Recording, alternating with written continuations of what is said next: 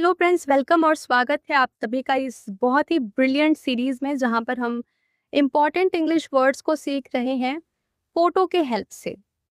ठीक है, तो फोटोज की मदद से पढ़ने का क्या फायदा है, आपके दिमाग में एक पिक्टोरियल मेमोरी बन जाती है जो आपके साथ बहुत ही समय तक रहता है और बहुत ही आसानी से आपको वो वर्ड्स याद हो जाते हैं और आप उन वर्ड्स को समझ पाते हैं। तो सबसे पहले हम आपको एक फोटो दिखाएंगे और ये फोटो में आप देख सकते हैं एक स्टोरी। ये जो स्टोरी आपने बचपन में पढ़ रखा है, वो स्टोरी जहाँ पर एक क्रेन अपने घर पर एक वुल्फ अपने घर पर एक क्रेन को बुलाती है और कहती है कि आज हम आपको डिनर पर बुलाते हैं, और उनको एक प्लेट में खाना देती है। खाना तो मिल जाता है लेकिन ये क्रेन बेचारी खा नहीं पाती है क्योंकि उसके पास एक लंबी सी नैरो बीक है और ये प्लेट पे वो खाना खा नहीं पाएगी। तो ये क्रेन क्या करती है, इस वुल्फ को भी अपने घर पे बुलाती है खाना खाने के लिए और एक नैरो बर्तन में दे देती है उसे खाना। तो फिर ये वुल्फ भी भूखा रह जाता है। इस स्टोरी का जो मॉरल था that was tit for tat, यानी कि आप जैसा करेंगे वैसा हम भी करेंगे। तो ऐसे चीज को बताने के लिए इंग्लिश में कोई वर्ड है, बहुत ही प्यारा वर्ड है इंग्लिश में, और वो वर्ड आप मैथ्स में भी पढ़ते हैं, and that word is reciprocate. ने रेसिप्रोकल पढ़ा है जहाँ पर न्यूमरेटर और डिनोमिनेटर को अदली बदली कर दिया जाता है। वैसे ही जब आप एक्शंस को एक्सचेंज करते हैं, यानी कि जैसा मैं करूंगी वैसा आप करोगे, तो हम कहते हैं रेसिप्रोकेट करना। ये क्या है, एक वर्ब है, क्योंकि हम यहाँ पे एक्शन कर रहे हैं ना, तो ये एक वर्ब बन जाता है। इंग्लिश में इसका इजी मीनिंग देखें तो give back the same feeling, action और बिहेवियर, या फिर सिमिलर वे में रिस्पॉन्ड करना। आप मेरे साथ अच्छा करेंगे तो मैं आपके साथ अच्छा करूंगी, आप मेरे साथ बुरा करेंगे तो मैं भी आपके साथ बुरा करूंगी, यानी कि मैं रेसिप्रोकेट कर रही हूँ। हिंदी में इसका इजी मीनिंग देखें तो बदले में देना या बराबरी से जवाब देना। ठीक है, ओके। एक बहुत ही अच्छा एग्जाम्पल हम देख लेते हैं यहाँ पर। She smiled to reciprocate his kindness. अगले वर्ड की तरफ हम बढ़ते हैं। यहाँ पर आप देख सकते हैं कि एक डक है और उनके बच्चे हैं, साथ में चल रहे हैं। तो जैसे जैसे मम्मी चलती है वैसे वैसे ट्रेनिंग बच्चे भी लेते हैं और अपने मम्मी से बहुत सारी चीजें सीखते हैं। ये क्या करते हैं, इनको देख देख कर सीखते हैं, इनकी तरह करने की कोशिश करते हैं। तो ऐसे चीज जहां पर आप कहीं किसी को देख कर सीखने की कोशिश करते हो, ऐसे वर्ड को इंग्लिश में क्या कहते हैं, एम्यूलेट करना, दैट इज एम्यूलेटिंग। ठीक है, तो ये क्या है, ये भी एक वर्ब है और ये हमने कंटिन्यूअस फॉर्म में ले लिया है। एक्चुअल वर्ड क्या होता है, एम्यूलेट होता है। ओके, और इसका मीनिंग क्या है, टू कॉपी और follow someone to become like them, usually to improve. For example, आपके आपके मोहल्ले में कोई भैया या दीदी पढ़ के कुछ बहुत बड़े बन जाते हैं, तो आपके पेरेंट्स कहते हैं कि देखो उनकी तरह बनो, उनसे कुछ सीखो। तो बेसिकली वो आपको कहते हैं कि आप उनको एम्यूलेट करो। अगली बार आप अगर आपको कोई कुछ बोलेगा करने के लिए किसी की तरह, तो आप समझ जाएंगे कि आपको एम्यूलेट करने की कोशिश की जा रही है, आपको कह रहे हैं कि आप एम्यूलेट करो। हिंदी में नकल करना, अच्छा बनने के लिए। वैसे तो नकल करने को इंग्लिश में इमिटेट कहा जाता है, लेकिन जब आप अच्छे बनने के लिए किसी की नकल करते हैं तो आप वहां पर एम्यूलेट वर्ड यूज कर सकते हैं। इन सारे वर्ड्स को आप अपने ऐसे राइटिंग्स में या फिर आप कहीं पर भी यूज करके बहुत ही अच्छा प्रभाव बना सकते हैं। इंग्लिश में एक सेंटेंस देख लेते हैं। He is emulating his teacher to become a good speaker. तो उनकी जो टीचर हैं वो बहुत ही अच्छे स्पीकर हैं, तो उनको सुन सुन करके वो उनकी नकल करने की कोशिश कर रहे हैं ताकि वो अपने टीचर की तरह अच्छे से बोल पाएं। अब हम बढ़ते हैं अगले वर्ड की तरफ। तो अगले वर्ड में गलती से पीपीटी बनाने वाले ने वर्ड भी लिख दिया है, तो जो हम वर्ड सीख रहे हैं दैट इज फैसेट्स। फैसेट्स एक नाउन है जो बेसिकली एक्चुअल वर्ड को रिप्रेजेंट करता है, दैट इज फैसेट। और अगर आप एस लगा देते हैं वहां पर, यानी कि उसको प्लूरल बना देते हैं, एक को हम फैसेट कहेंगे और बहुत सारे को हम फैसेट्स बोलेंगे। ठीक है, इसका मतलब होता है डिफरेंट एस्पेक्ट्स, साइड्स और पार्ट्स ऑफ समथिंग। जैसे आप एक हीरा ले लीजिए, वहां पे क्या है, बहुत सारे साइड्स हैं, बहुत सारे इसके फेसेस हैं।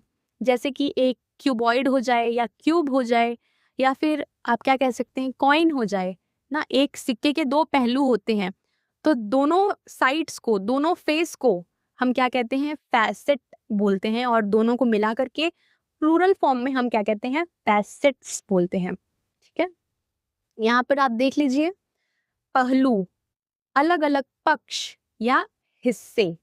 यहाँ पर जैसे कि इसके अलग अलग साइड्स हैं, अलग अलग फेसेस हैं, तो हम उनको अलग अलग फैसेट्स बोलेंगे उसके। सेंटेंस हम देख लेते हैं। We discuss different facets of the problems. हमने प्रॉब्लम के अलग अलग पहलुओं पर चर्चा की।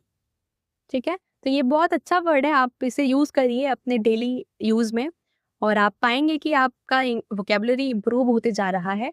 अब हम अगले वर्ड की तरफ बढ़ते हैं। यहाँ पर आप देख सकते हैं एक व्यक्ति हैं जो दान कर रहे हैं, बहुत सारी चीजें बांट रहे हैं।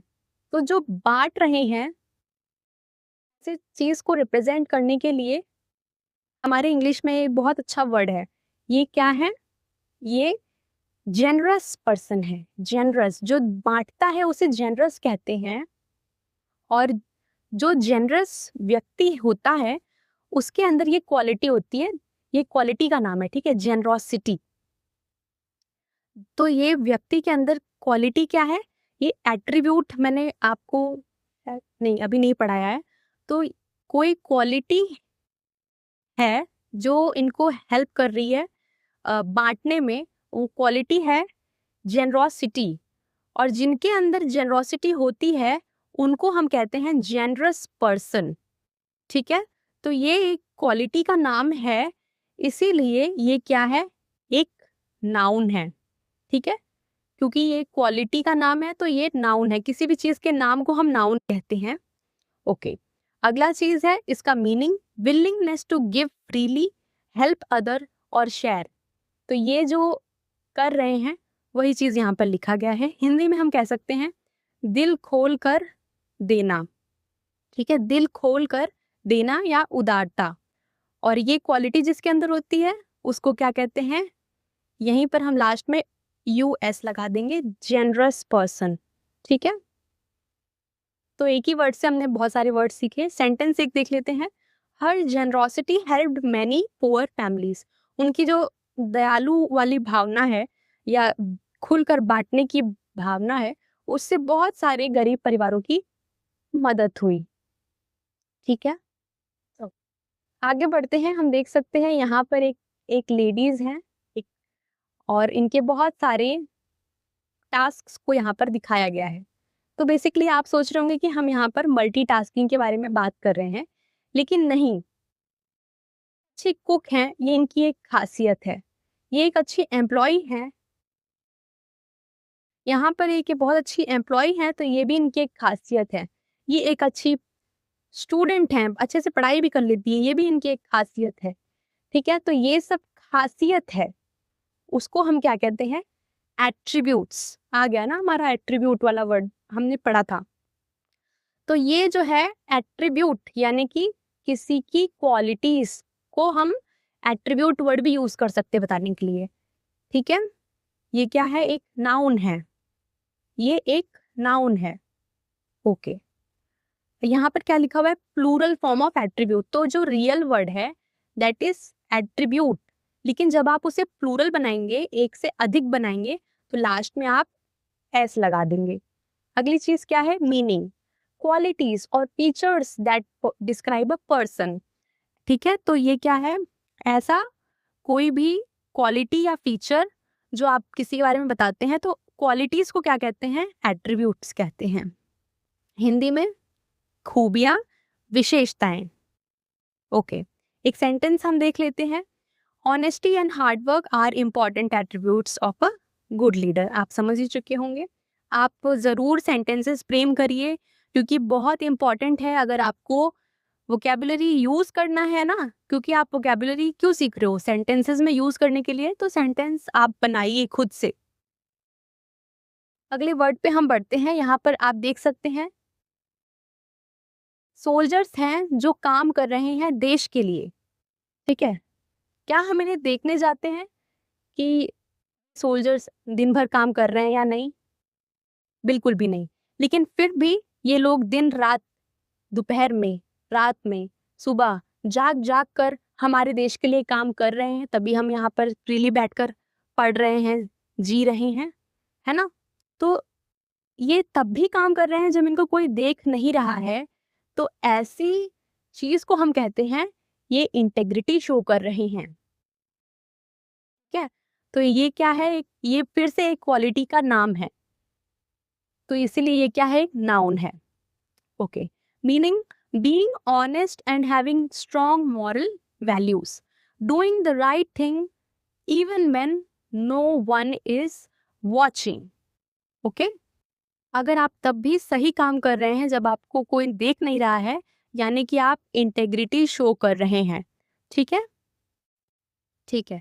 अब हम अगला देखते हैं, इसका हिंदी में मीनिंग, दैट इज नैतिकता, या फिर क्या कह सकते हैं हम? सच्चाई या ईमानदारी। ईमानदार व्यक्ति भी तो वही होता है ना जो काम करता है सही तरीके से अपना हमेशा। ओके, तो यहाँ पे सेंटेंस क्या है? He is known for his integrity and honesty. अब यहाँ पर आप देख लीजिए, एक मदर है जो अपने बच्चों के लिए दिन रात मेहनत कर रही है, मतलब प्यार कर रही है उसे।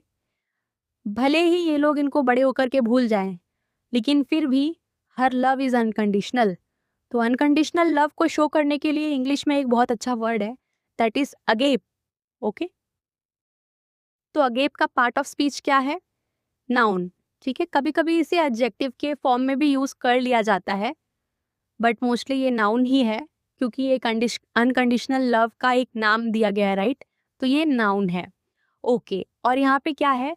Selfless unconditional love, specially love for others without expecting anything. अब ये जो मम्मी है, ये मम्मी के लिए यूज हो सकता है ये वर्ड, और मुझे तो नहीं लग रहा कहीं यूज हो सकता है, क्योंकि मम्मी का ही अनकंडीशनल लव होता है। उनको पता है आप उनको वापस कुछ दोगे नहीं, रिटर्न नहीं करोगे, but still she loves you. तो यहाँ पर देख सकते हैं बिना किसी स्वार्थ के प्यार करना, निस्वार्थ प्रेम करना। Mother's love for her child is an example of agape. Okay, तो ये वर्ड वापस से कैसे आ गया यहाँ पर? अभी तो हमने पढ़ा था। तो ये क्या है? यहाँ पर एक एडजेक्टिव की तरह, एक एडवर्ब की तरह यूज हो रहा है। क्यों? क्योंकि इस वर्ड के दो मीनिंग्स हैं, इसलिए हमने इसे दो बार कवर किया। जो दूसरा मीनिंग है इस वर्ड का, वो क्या है?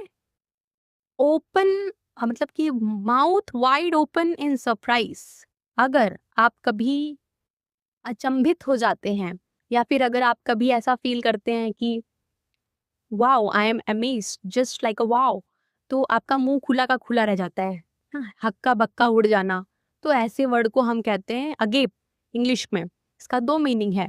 हिंदी में कह सकते हैं हैरानी से खुला मुंह या चौंकना। She stood agape at the magician's amazing trick.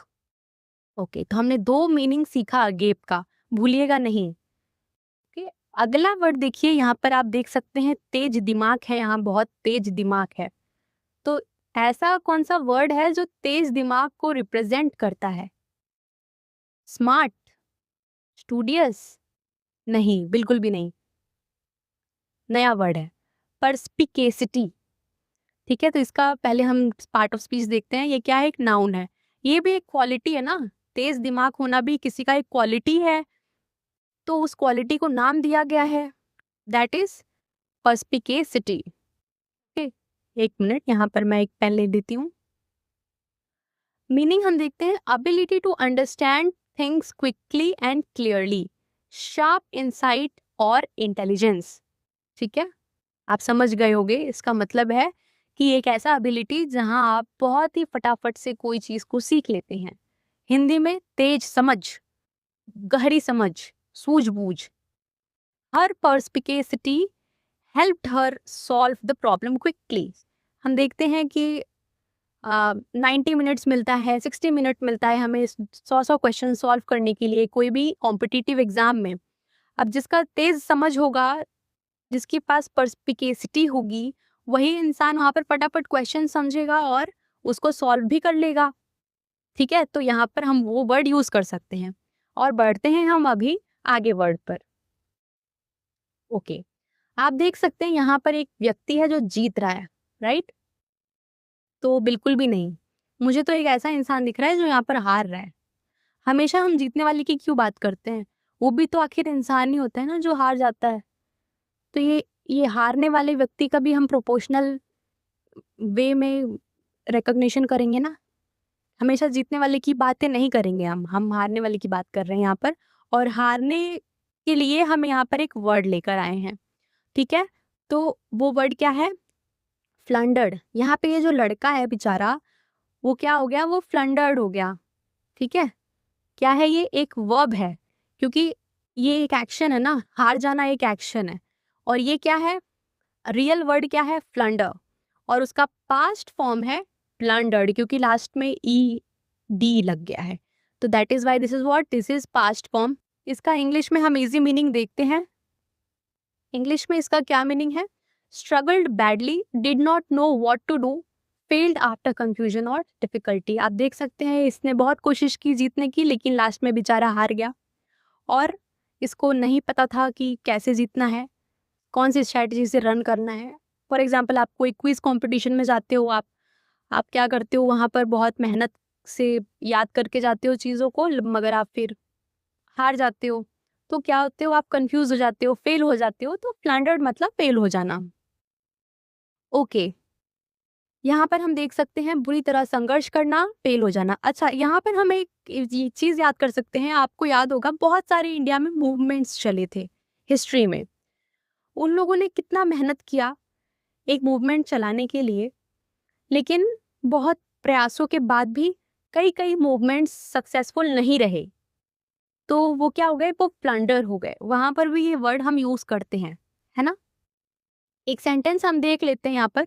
He floundered during the interview because he was unprepared. अब हम बढ़ते हैं आगे के वर्ड की तरफ।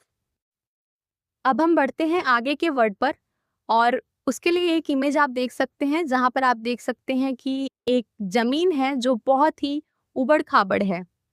ठीक है, तो आप देख सकते हैं यहाँ की बहुत ही रफ टोपोग्राफी है। तो इसके लिए हमने ऑलवेज ज्योग्राफी में एक वर्ड सीखा है, दैट इज रजिड।